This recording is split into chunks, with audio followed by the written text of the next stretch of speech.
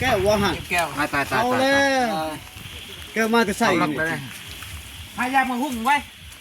อยู่ใส่บีบจังแก้วไหนบอกเลยนี่มาถูกเยี่ยมแก้ว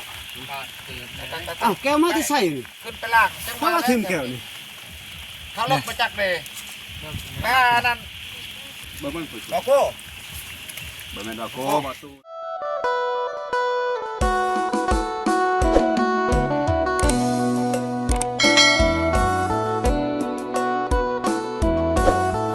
ก่อนเนาะก็มาเจอ EP ที่2พี่น้องเอ้ยเนาะ EP นี้ก็สิคนใหม่ขึ้นถึงบ้านน้องเดิมน้องซาลีพี่น้องเนาะก็จะได้ก็เนาะกราบสวัสดีเด้อสวัสดีพ่อแม่พี่น้องเบิดสุคนคือเก่าพี่น้องเนาะก็ถ่ายในการค้นไม้พี่น้องเอ้ยก็ว่าจะให้ทางน้องจับกองให้พี่น้องนะบ่ได้ใส่ไม้ถ้าเสียงยังก็บ่ว่ากันพี่น้องเนาะก็สิค้นไม้ให้น้องซาลีน้องจับกองให้อายได้มีกุบบ่ให้มันเปียกคือน้องซาลีหั่นบ่แม่เท่าเมื่อแล้วมาเท่าเมื่อใส่แล้วกระจกกันใส่แบกใหม่เป็นน้ากระจกเอาเลย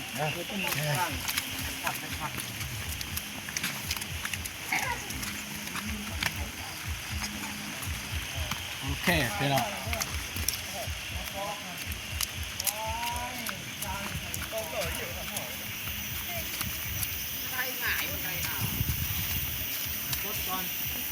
เอาวะ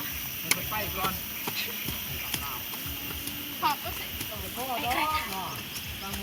แกไปโหที่ไกลใจนี่เห็ดบันไดพี่น้องเอ้ยบันไดขึ้นก็จะบอกเจ๊อย่าเบาเด้อ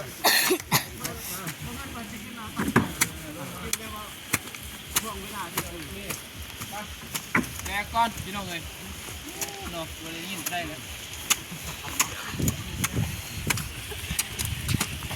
กันไดน้องชาลีเรื่องได้ป่ะได้เดี๋ยวว่าได้ชิบะใช่ไหมได้ยังเก็บได้เลยฮัลโหลกองบ้าตุนครับเลยสบายเด้อเริ่มนับเลย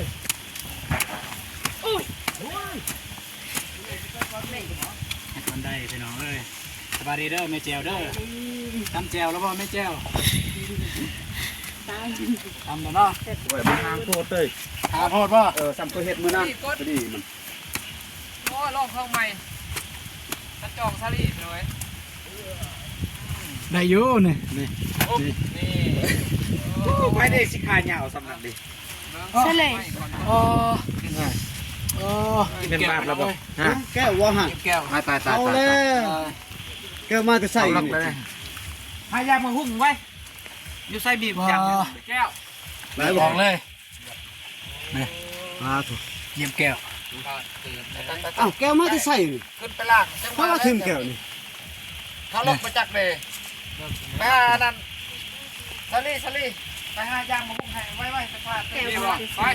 เยี่ยมแก้วแก้วดูหมาแหวงงมบุยาวเลือดออกเลยบ่ออกมัดสิแป้ไปแก้วมีแต่ล้างเอานั้นหยับสูตรกันหน่อยนี่พยางมาหุ้มหันนะจับลุงจุเรือวิจักเอ็นด่าไปล่างก่อนจุดงจอมพอจะล่างไปพุ่งน้อยนึงหันเบิกเยอะเบิกมันฝึกดอกโก้เบิกมันดอกโก้บาตูนนะก็ขึ้นไปพุ่นไปก็ขึ้นไปล่างเอาหรือว่ามันห่อนวะรถไปหน่อยไปนั่นนะคะให้เสือมันตายดีแล้วนะเสกเกือบเมื่อกี้นะ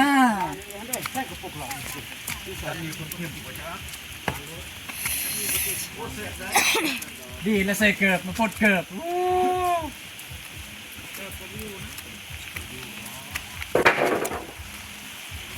กูเห็นดูสลีกบ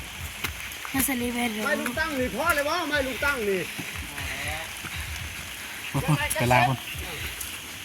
นี่บ้าบอลสู แล้วตอนนี้เคยคิดเรื่องอะไรหรอ เอา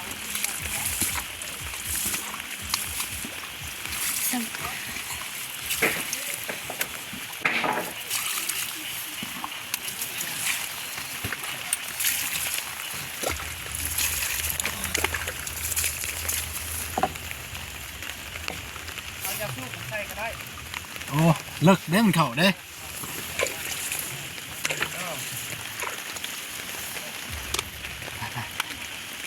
อ๋อ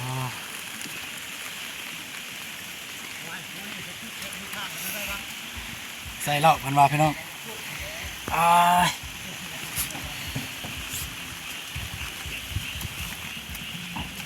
เลิกเยอะใส่อะไรเหล้าเอาเบิ่งเอาเบิ่งใส่เหล้าพี่น้องเอ้ยเพื่อฆ่าเสื้อแบบผมมีปอก เยอะจนแต่ไม่เบา มาใส่แม่แก้วใส่เหล้ากัน หมา โอ้เจ็บเลย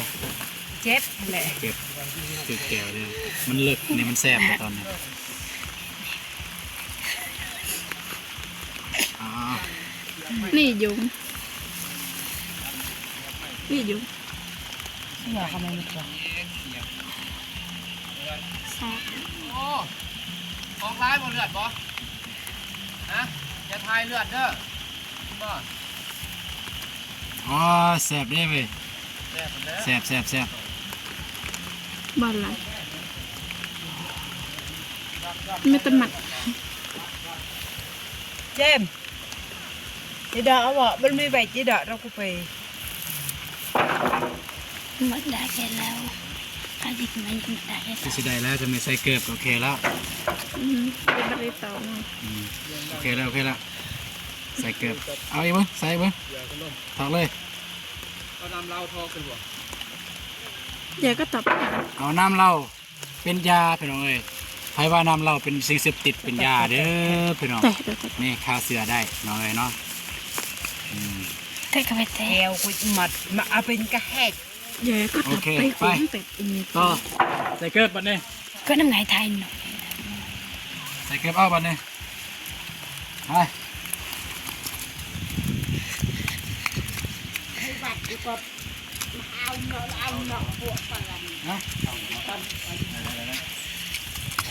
ใส่เหล้าแล้วแนะนำเหล้าแล้วใส่คลิปใส่คลิป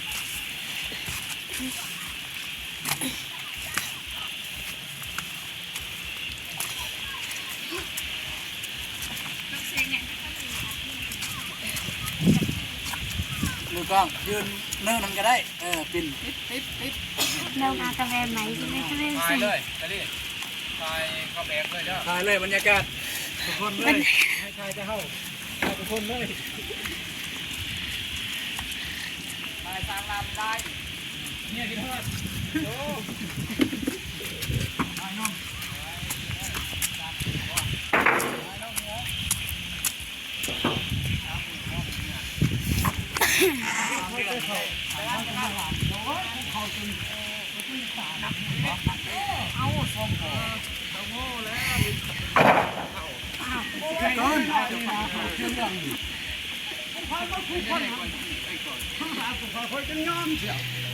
เล่นกับคอยเล่นกับสุกเข่า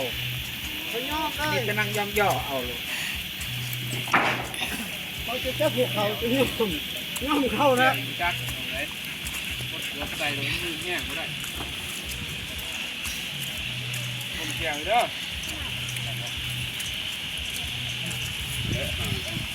คนมาเลยมันห่างโคตรค่าสั่นอยู่นี่ไม่ได้หมดค่าที่เงาผมสร้างรามเนี่ยค่าเงา เสื้อเลยไหมเสื้อเลยบอลเลยมีแหวนอาแหวนไหมให้เองมีการรักแหวนไหม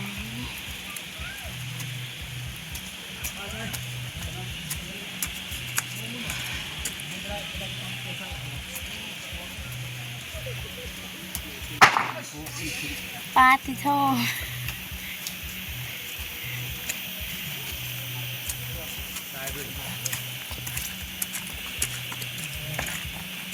เ โอ้กำลังมาซอยอยู่นี่วะโอ้ได้เนาะคนตกน้องนั่งเอื่อยน้องหานพ่อคนตกน้องหานไม่เห็นว่าน้องหานเนาะถ้าเรียกว่าบ่เอ้ยน้องหานห่างโพดนี่โอ้ไผ่พุดนั่งเด้อเจ้าจะมาเจ็บอีได้มันกำลังจะได้พะเทาโกเมื่อหรอป่ะโอ้พะเทาโกเมื่อแล้วพี่น้องนั่นกดขึ้นให้มาเดียว ถึงกระยามันเนินถึงลมมันเหยียบได้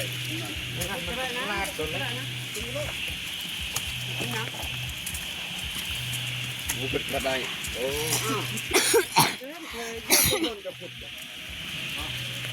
เหยียบกันแล้วเว้ยเกือบจะเหยียบปอนด์กันแล้วไปเจ้าน้ำผู้ดี2 คนไป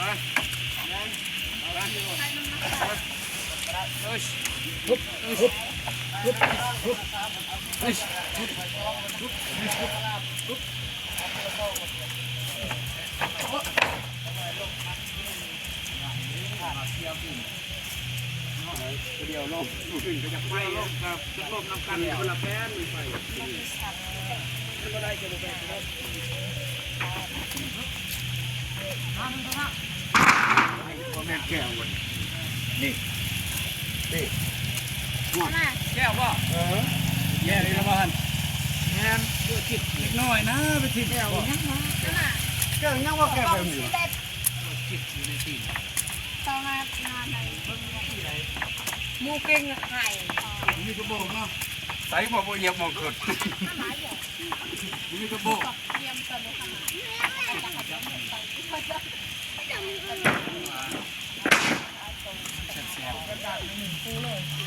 โอเคงั้นซีเล็บงาตุนเดือหาย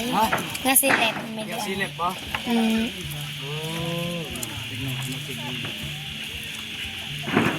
จักไหมยาตูนตื่น แค่นั้นแหละแดงอันนึงเถอะอ๋อนี่เหรอน้ำเต้านี่เหรอ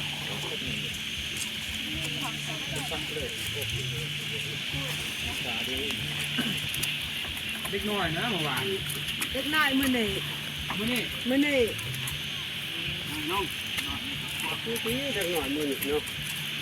อามาปะซุยต้องมาเตะมีเพลง เลยจ้ะไม่เลยที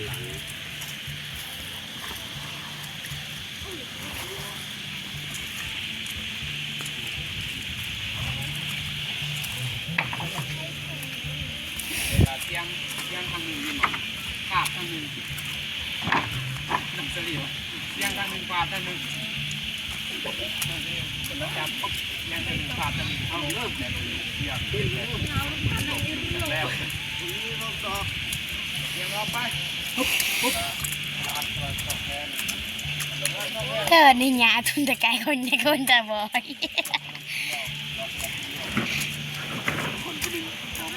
แม่ตัวแม่กระดาษไทยแปะเป็นเลยพี่โอจะมีกว่าหนู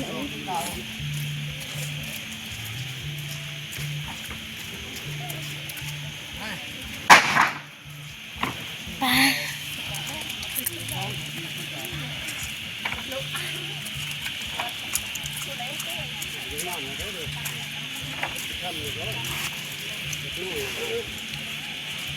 เกือบให้ไล่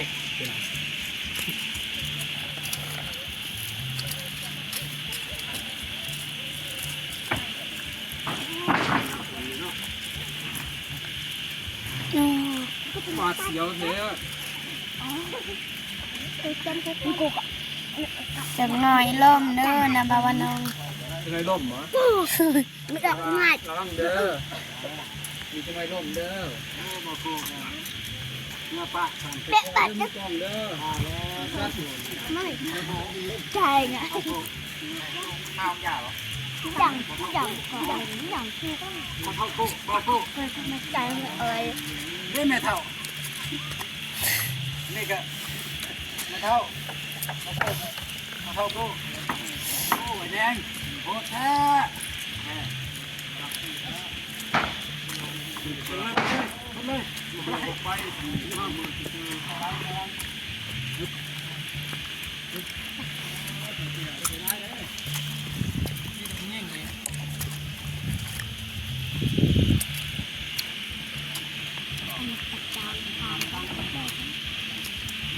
มันก็จะแบบทำนักแบบเขา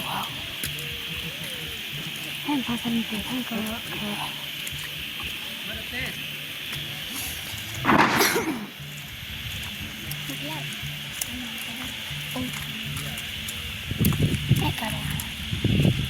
ก็เลยจีกูดอกใช่ปะ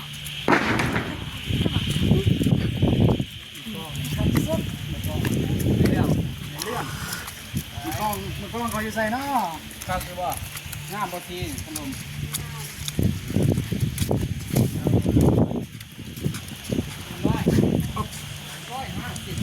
เอากันเด้อพี่น้องเก่งบ่เบิ่งตีนกันพี่น้อง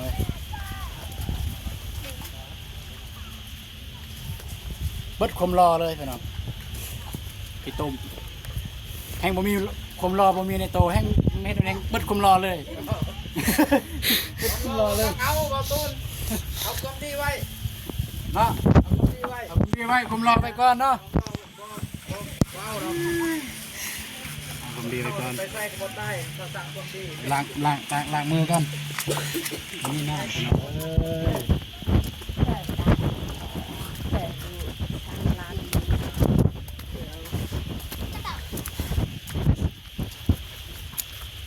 พูดลังนึง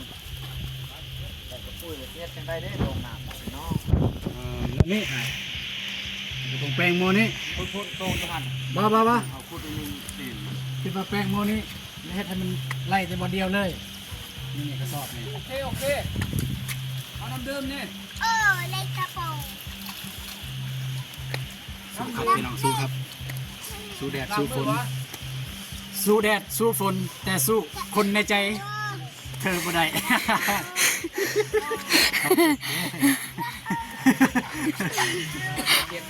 ว่าจังสันสู้แดดสู้ฝนได้แต่สู้คนในใจเจ้าบ่ได้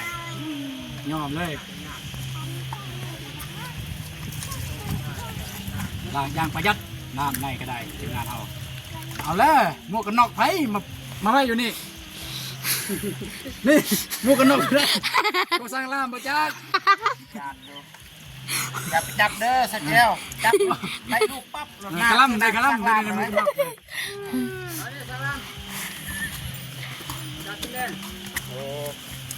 มีตัวชั่วดิเนาะบ่าวกับน้องเพิ่น มันกัน ได้ มาก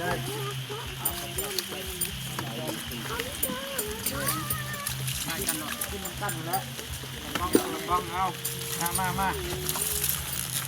เอาโน่น ไปเอาไปคน สาว ไปหา เรียบร้อย250เป็นครับ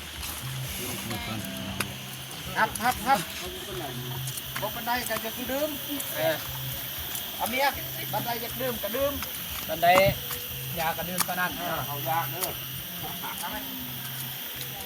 เอากระติบเอาไอ้ซาก่อน ตายเลยให้สร้างคนกินกระทิงแดงยับเข้าใกล้ก็ได้ ซาคุณนึงเขาเองเลยซื้อวัดมาแล้ววัดแม่เลยแม่หรือเปล่าเอาใช่มันก็ติดเอามาพี่ตีมาเอาเงิน เพิ่นก็ซอยเลยเนาะ หนักเมื่อกับป้าให้น้องแก้วและจะติด นี่ที ให้เพิ่นแล้วสอบแล้ว 18 ยังโยงใส่ก้อน ตกใจที่ใคร เอาเงินค่าเสือหันค่าเสือกับกระพุ้ยน้องเอ๋ย เนาะเราเรื่องเงินนะลืมเลยไม่ได้นงกินสังกะสีเงินเอาน้อง 500,000ตี น่ารัก จับ โอ้ยมือกองค่ะ